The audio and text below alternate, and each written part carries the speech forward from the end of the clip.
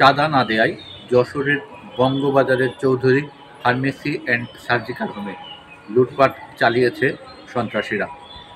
এমন অভিযোগ করে আজকে যশোর প্রেস ক্লাবে সংবাদ সম্মেলন করেছেন চৌধুরী ফার্মেসি এবং সার্জিক্যাল হোমের মালিক সোহেল রানা। মালিক হচ্ছে আমাদের কাছে আরো 50 লক্ষ টাকা চাঁদা দাবি করছে আর কি। আমরা টাকা দিতে অস্বীকৃতি জানালে 26 তারিখে আমাদের দোকানে তালা লাগাই দেয় আর কি। তিনি বলেছেন দীর্ঘদিন ধরে তার কাছে চাঁদার দাবি করে আসছিল কিছু সন্ত্রাসী।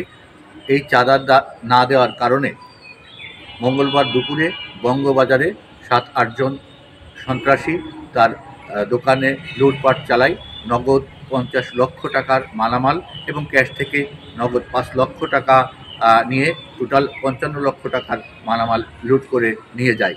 এই ঘটনার পরপরই তিনি এই ব্যাপারে অভিযোগ করতে যান যশোর কোতোয়ালি থানায়। কোতোয়ালি থানার ভারপ্রাপ্ত কর্মকর্তা এ বিষয়টি গুরুত্ব না দিয়ে এই চৌধুরী অ্যান্ড ফার্মেসির যে মালিক তাকে পার্শ্ববর্তী পুরাতন কসবা যে ফাঁড়ি, এই ফাঁড়িতে পাঠিয়ে দেন। কিন্তু আজ অবধি, আজকে বুধবার মানে 2 দিন পার হয়ে গেলেও আজ অবধি তিনি পুলিশের কোনো সহযোগিতা পাননি। বসুন্ধরা ডায়াপেন্ট এখন আরো উন্নত। এই hot air through top sheet দ্রুত শোষণ করে সোনামণিকে দেয় কোমল অনুভূতি। মালিক হচ্ছে আমাদের কাছে আরো 50 লক্ষ টাকা চাঁদা দাবি করছে আর কি। তো আমরা চাঁদাটা দিতে অস্বীকৃতি জানাই, যার কারণে উনি আমাদেরকে বিভিন্ন সন্ত্রাসী দিয়ে হয়রানি করে এবং সর্বশেষ উনি ওনার অফিসে আমাদেরকে নিয়ে যায় এবং নিয়ে যাওয়ার পরে বিভিন্ন ধরনের আগ্রাসের মাধ্যমে আমাদের ক্ষয়ক্ষতি দেখায় এবং আমার যে মূল ডিটটা ছিল আর কি 70 লক্ষ টাকা, এই ডিটটা উনি আমার বাসা থেকে নিয়ে আসার পরে আমাকে দিয়ে ছিড়ায়, প্রেশার ক্রিয়েট করে। এবং ওনারা একটা ভিডিও করে রাখে যে বল যে তুই হচ্ছে যে ফলসটা ডিটটা হয়েছে এটা হচ্ছে সম্পূর্ণ ফলস আর কি। এটা তার সর্বশেষ যেটা হয়েছে উনি 26 তারিখে আমরা টাকা দিতে অস্বীকৃতি জানালে 26 তারিখে আমাদের দোকানে তালা লাগাই দেয় আর কি। তো আমরা আইনগতভাবে বিভিন্ন কোর্ট বা থানাতে যোগাযোগ করি, করার পরে সেখান থেকে কোনো প্রতিকার না পেয়ে আমরা আদালতে একটা মামলা করি, যেটা হচ্ছে পিবিআই তদন্তাধীন আছে আর কি।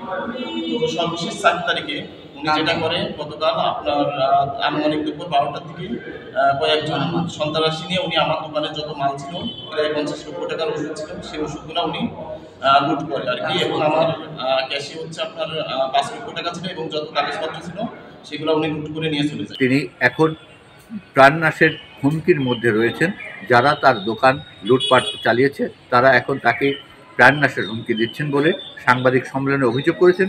একই সাথে তিনি সরকারের দৃষ্টি আকর্ষণ করেছেন যে এত বড় ঘটনা প্রকাশ্য দীপালোকে ঘটে গেলেও এ ব্যাপারে তিনি আইনি বা প্রশাসনিক কোনো সহযোগিতা পাচ্ছেন না। শাকিরুল কবির রিটন, ডিবিসি নিউজ, যশোর।